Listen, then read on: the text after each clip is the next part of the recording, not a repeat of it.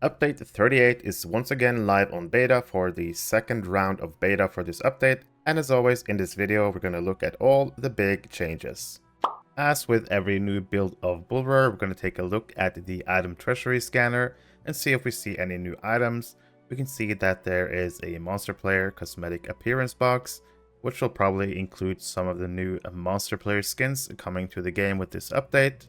And besides a few questing items, that's pretty much the only new items since the last Bull Roarer. When it comes to new notes on this beta, there's not that many actually, but one of them is the Ox Clan camp outside of Isengard. The Beorning barter trainer is back, so you can once again barter for your Beorning stuff. Some changes to a couple of instances. Dragog's lair had a change where Dragog's health has been increased about 3 times. The reason for this is that Stat Crunch actually made Fellowship maneuvers gain some potency, and Dragog's Stat Crunch health production did not take that into account. So Dragog's morale has been increased 3 times to make the instance balanced. And for the Hidden Horde raid, as well as the Guathnos raid, they no longer scale above 140. Potions have been added for your fear, your disease, your wound, and your poison pots. They have been added to the potion vendor, so a healer will now have the Umbari versions of this. If we go almost to the bottom, you can see that we have the Umbari potions now in the game. And for PvMP, we have a few changes as well. You can see them on the screen right now, and I think the biggest note here is the bottom one. The Etmer's stun and root breaking potions bought for gold now cost 3% of your max morale, rather than a fixed cost of 500 morale. One of the biggest news with this beta was actually a forum post by On Mac Mahal, and it's basically giving us a breakdown of the main stats and some changes and tweaks that we are getting to the main stats. They did not make it into BR2. As we can see here, they missed the build for BR2, but they are planning to implement these, so Onum just wanted to get some discussion about what each class gets for their stats. So we're going to take a look at this real quick. So there are a few bullet points at the top. Main stats no longer give outgoing healing directly to classes which benefit offensively from tactical mastery. Classes which gain no offensive benefit from tactical mastery may receive 2 points of outgoing healing instead of 1 point of tactical mastery. Now, Onum actually did put every class here and break everything down, but someone else made a really nice spreadsheet that I actually want to use. So the first bullet point of outgoing healing, it means that Lore Master, Minstrel, and rune-keeper, they all get a tactical mastery buff from Will. So the reason for this is so that the Lore Master, Minstrel, and rune-keeper won't get both outgoing healing and also damage numbers from Will. So Lore Master, Minstrel, rune-keeper, as we can see, tactical mastery, they will gain 3 points of it, but outgoing healing, no points of outgoing healing from Will for the Will classes. Just to make sure that Will isn't too OP for Will classes and more in line with what other classes get. When it comes to the other classes, if they pick Will, we can see that they do get outgoing healing, most of them. 2 points of outgoing healing, while Will classes do not get outgoing healing from Will. The second bullet point is all classes once again receive 3 points of mastery rating from their primary main stat. And this basically means that whichever is your best main stat, for example might, obviously for champion, will give you 3 points of mastery. You can see the difference for champion, 3 from might, 2 mastery from agility, and 1 from will. And the same thing goes, for example, for hunter. They will get 3 points of mastery from agility, but also 3 points from might, 1 from will. But basically every class's main stat now gives 3 points of mastery.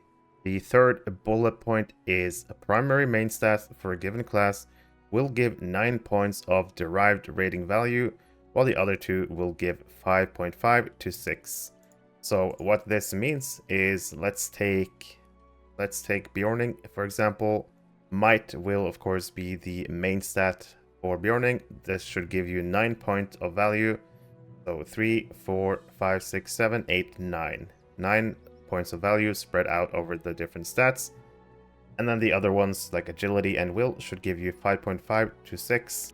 Let's just count the agility for an example. 1, 2.5, 3.5, 5.5 from agility. And from wheel, you get 2, 3, 4, 5, 6, 7. So it seems like it's actually like between 5 and 7 points for your off main stats, or maybe just an error in the Beorning. I'm actually wondering if mastery counts as 1 point. That would give Beorning 6. But in any case, as we can see, the main stats for these classes will be might, where they get 9 points of value. And for the Berg, Hunter, Mariner, and Warden, the main stat will be agility. They should get 9 points from agility. And the main stat for will classes, LM, Mini, and rune-keeper should give 9 points as well. The final bullet point is main stat values from all sources have been increased almost 2x as much main stat is now gained from a slice of stats on equipment, traits, etc. This means that traits like might increase, and any class who have traits that give you main stats will see quite a buff. They will be approximately doubled, and might gives 1360 on this build. But if Anum said that this build didn't go in yet, it's going to be in BR3, then for sure might will have another increase from this current value. And Anum says, again, the goal of these derivations is to more closely align the value gained across classes from your primary main stat, as well as provide meaningful though lesser value from the other two non-primary main stats. So basically the goal with these changes is that your main stat will give you the best value for your class. So for Beorning, Brawler, Captain, Champion, and Guardian, Might should be the best, giving you the most value.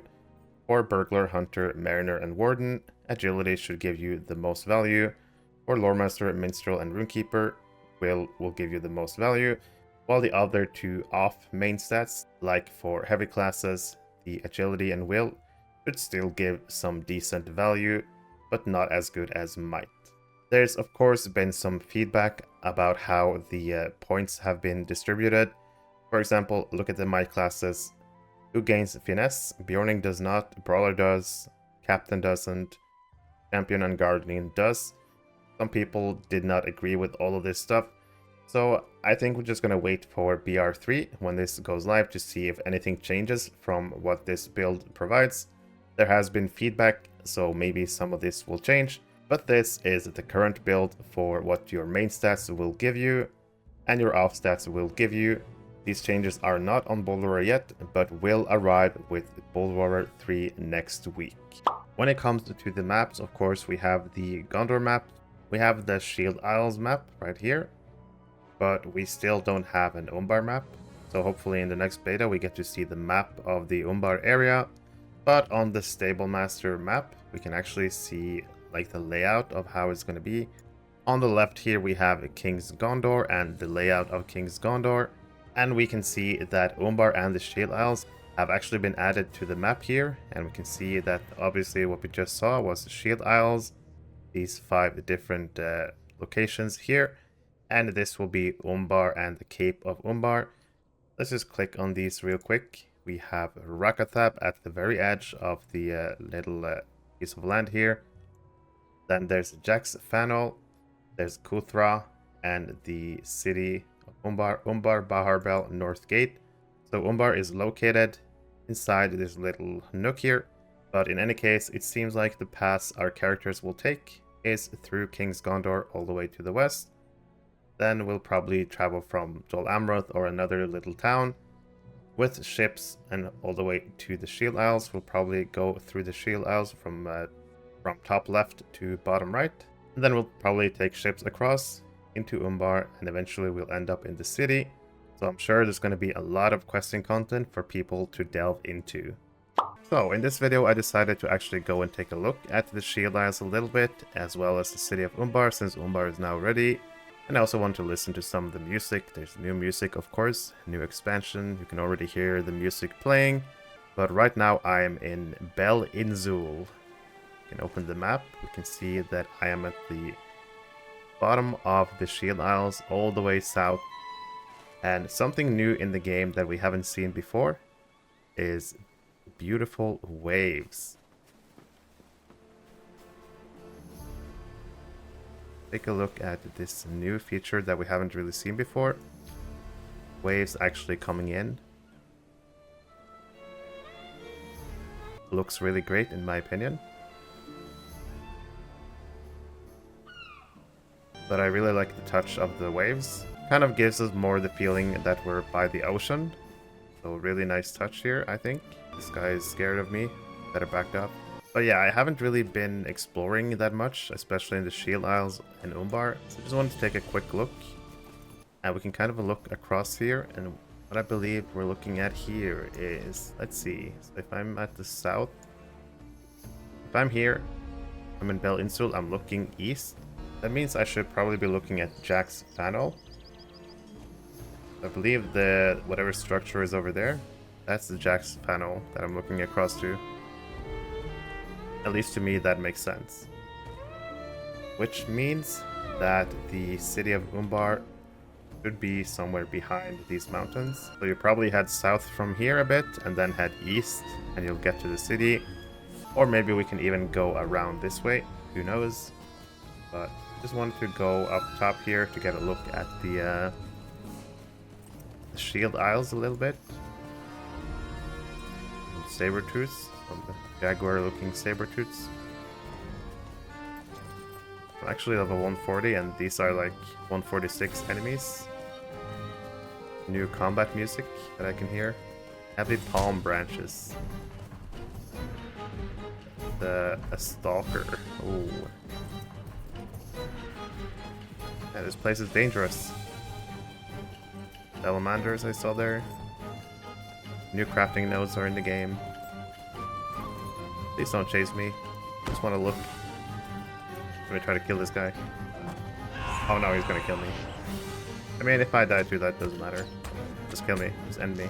Yeah, this guy's weak. Oh, he can punt too. Scary. Take the res. Now I can look. Look at the waves. Really nice. See them from a distance. Really adds to the feeling. These are the Shield Isles. And me personally, I don't want to explore too much because I don't want to, you know, I want it to be fresh when I actually go in questing. This kind of gives you a feel of what the Shield Isles will look like. I'll turn down the music a little bit.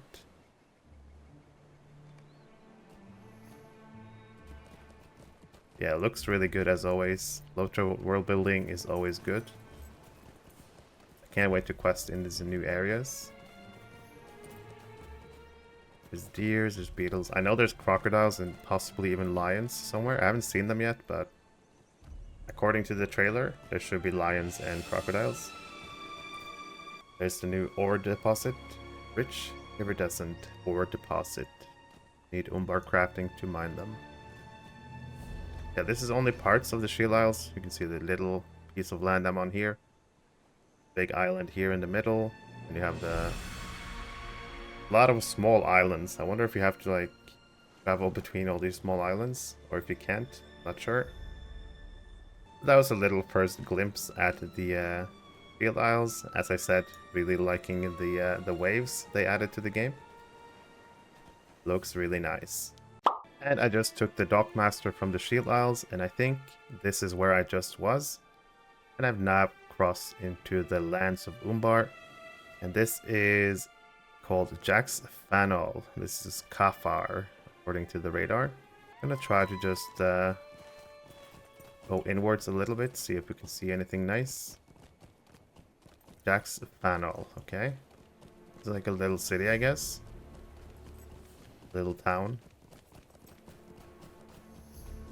Stable Master. Hello there. We'll check out all these 3 locations. I'm not going to go into depth as usual, but Jack's Funnel seems to be a little small city, I would call it, or a big town,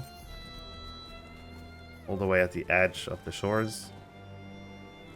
Got the waves here as well, really nice. So I'm gonna... let's take the Stable Master. What are these called? So I'm now at Jack's Funnel. I want to check out Rakathab all the way south on this piece of land.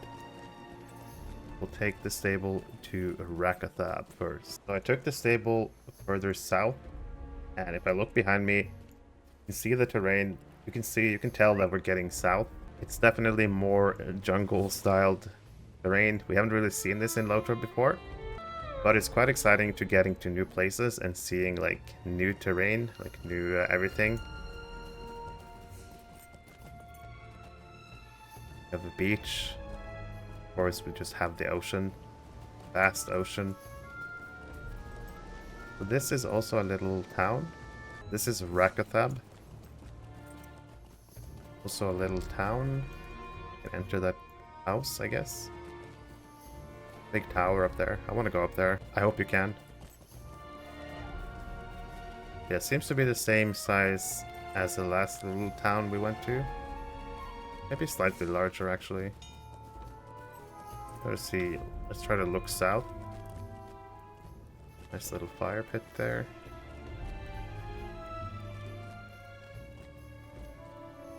Ah, okay, so we are basically here at the entry to the, let's call it the coast of Umbar, I guess. So Umbar should be over there. Try to go over there and see if we can get a look. But we can't really see past these giant rocks. I'm gonna try to go down there, but first of all, this seems to be the entrance to like the coast of Umbar, like the entryway. It seems like it's guarded by these two cities or little towns on each side, guarding the entry to Umbar. I'm gonna see if I can get down here. So I'm gonna try to go over there, see if we can get a look at the city from there. I am in combat with a sea fly swarm. Oh no.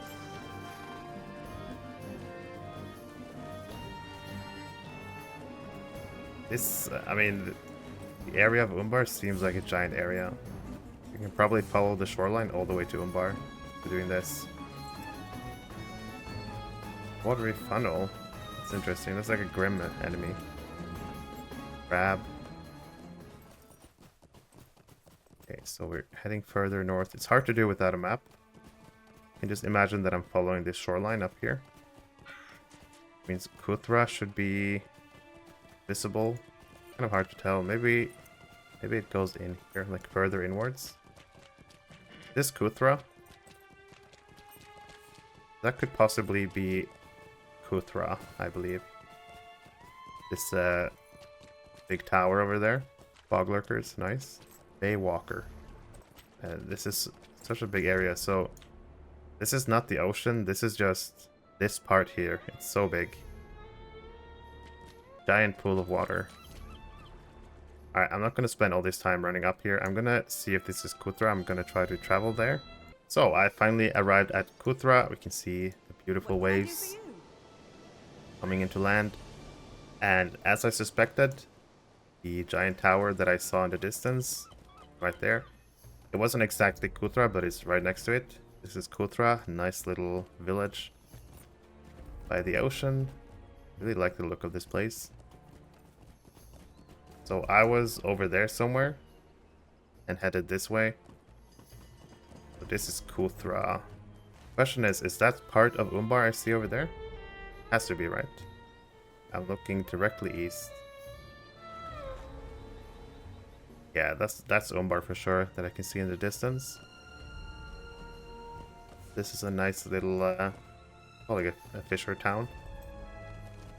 Kuthra. Alright, let's head to Umbar. Let's get a look at the beautiful city. Majestic city of Corsairs. Umbar Bahar Bel. And here we are. We have arrived at Umbar. And as you can see, not everything is loading in the distance. But I believe this is the part I was seeing in the distance. Little structure there. This is the entrance to the city of Umbar. I'm gonna head inside and get a look, see what it's like. We've discovered the Beacon Gate. I've been in this city before and I think they did an excellent job. As soon as you enter, you get greeted by a beautiful water fountain. Really like the look of Umbar. You have East Gate, you have the North Gate. I am currently at... This is the West Gate? Possibly. Yeah, this has to be West Gate. I'm currently at the West. I want to try to find somewhere nice to look at the city. Let's head to the docks. See what it's like. Thankfully, it's loading for me. I know this is like a visual bug where not all the walls are loading. I'm gonna head to this ship and get a good look at the city. Oh no, they're enemies. Oh, like a ruined structure up there. Wonder what happened there. Alright, let's see what we have here. So I'm at the west. I'm at Umbar now. This is the western parts where I entered. Like a destroyed structure up there. It used to be a guard tower or something, maybe. Quite curious if we're gonna go there during our questing. Probably. Oh, if you look around, this is the western entrance. Two houses. It seems like the main part of the city should be over there. Is it just really empty, or is it just not loading for me? I guess this part is pretty empty. Looking over there, we have this Colosseum looking structure. I wonder what happens in there. But yeah, now the city is loading for me. Took a little while. Yeah, this is where I entered. A lot of houses where the people live. A lot of different colored flags. Wonder what that's all about. Some nice statues up there. Or some decorations. A lot of ships, obviously, at the docks. The Colosseum in the distance. Yeah, the city looks really nice, as expected. I'm also wondering what the big structure over there is. It's almost like that would be like a town hall. Beautiful town hall or some sort. There's these walls, I think, that are not loading in properly. City. Yeah, I can see that it actually doesn't load everything into distance. There's probably things I'm missing here just by looking around. What is this? Oh, it's Rico. Ah, imagine that. Didn't expect to see Rico here. Swimming around in Umbar. Yeah, I wonder how far out you can swim. That would be interesting to see.